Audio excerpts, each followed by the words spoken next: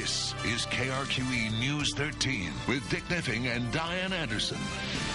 The West Mesa murder mystery has police searching for a killer and the community searching for answers. How do you help women who've fallen into a cycle of drugs, prostitution, and violence? Lieutenant Governor Diane Denish has a task force working on that very issue. Tonight, our Kim Holland puts the question to some of those most affected.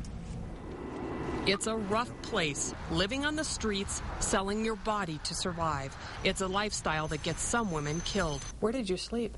Everywhere, anywhere. Crack houses, sometimes dope houses, motel rooms. 29-year-old Letitia Toya LeClaire tells me she started using drugs at 15 and soon turned to prostitution. Why did you prostitute yourself?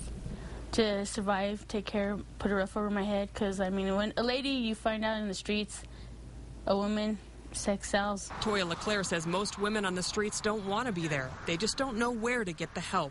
She says jail was the only thing that kept her sober and safe. Do I have fun? Jail alone hasn't worked for this self-admitted prostitute.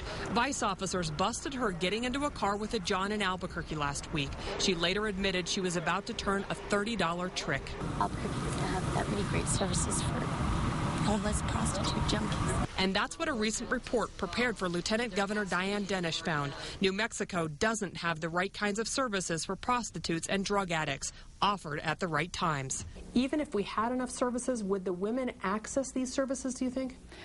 Well, we're full, so there are quite a few women who are accessing the services. Lisa Simpson, the executive director for Crossroads for Women, helped prepare and present the findings.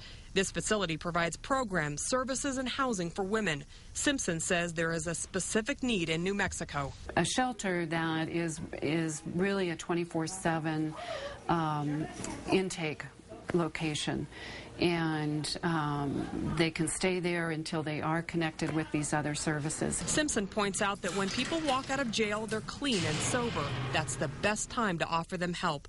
Toya LeClaire wishes someone had been there for her the last time she got out of jail. What helped is just like a 24-hour crisis place where like you could call them and tell them I want to detox and they'd come and pick you up. But Toya LeClaire found Crossroads. Now she's been clean and off the streets for a year and a half.